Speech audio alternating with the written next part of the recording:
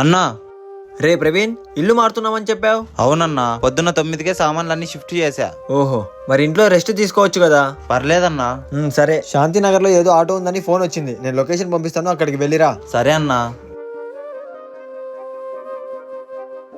అన్నా, అక్కడ పని అయిపోయిందన్నా. సరే, ఇంకో పని కూడా ఉంది. అతను ఫోన్ చేస్తా అని చెప్పాడు. అప్పటి వరకు ఊరికే కూర్చో, వెళ్దువు. సరే అన్నా.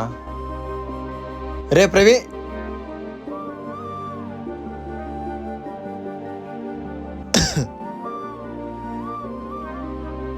అరే, టైం అప్పుడే 5 అయిందా? అన్న ఏదో పని ఉందని చెప్పాడే. కుర్చీలో కూడా లేడు, ఎక్కడికి వెళ్ళాడబ్బా? ఏరా లేచావా? సారీ అన్నా, నాకు తెలియకోకుండానే పడుకున్నా. నాకు తెలుసులేరా, రాత్రంతా ఇంట్లో పని చేసి చాలా అలసిపోయావు. అందుకే నేనే ఆ పని పూర్తి చేసుకొని వచ్చా. అన్నా, నిజంగా నా మీద నీకేం కోపం లేదు కదా? రే, ఇన్ని రోజులు నా కోసం కష్టపడి పని చేస్తున్నావు. ఈ ఒక్క రోజు అలసిపోయి ప్రశాంతంగా పనుకుంటే ఏమైతుందిరా? అంతేకాదురా, ఇంత నిద్ర పెట్టుకొని నువ్వు బండ్లో వెళ్తే ఎలా? నీ మీద ఒక కుటుంబం ఆధారపడి ఉంది. జాగ్రత్తగా ఉండడం నేర్చుకో.